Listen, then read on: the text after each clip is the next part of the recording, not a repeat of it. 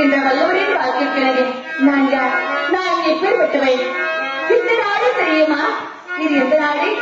இதுதான் நீர்வளம், நிலவளம், குடிவளம் அனைத்து வளங்கள் பெற்ற நாடுதான் சந்திரமலை நாடு என்று தெரிவிப்பார்கள்.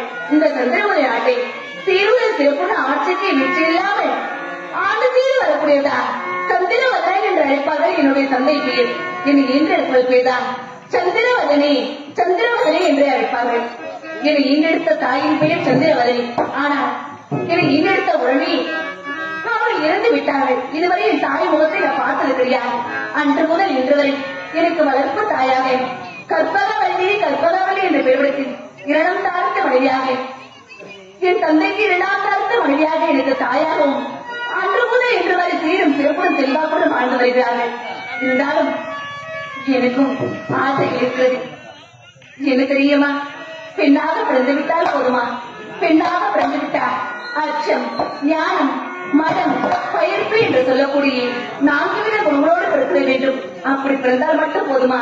பெண்ணாக பிறந்தால் அவளா என்று பெருக்காமல் அவள் அல்லவோ என்று பெருத்தி புகுந்த வீட்டிற்கும் பிறந்த வீட்டிற்கும் பெருமையை தெரித்தல் போல்தான் சிறந்த பெண்மணி என்று சான்றிதழ் வைத்திருக்கார்கள். அப்படி இருக்கேன் சமுதிரவல்லி சமுதிரவல்லி என்று பெருப்படுத்தி எந்தவித குறையில்லாமல் சீருடன் சிறப்புடன் செல்வாக்குடன் வாழ்ந்து வருகிறேன். இன்றைய தினத்தில் என் தாய் தந்தையை பார்க்க வேண்டும்.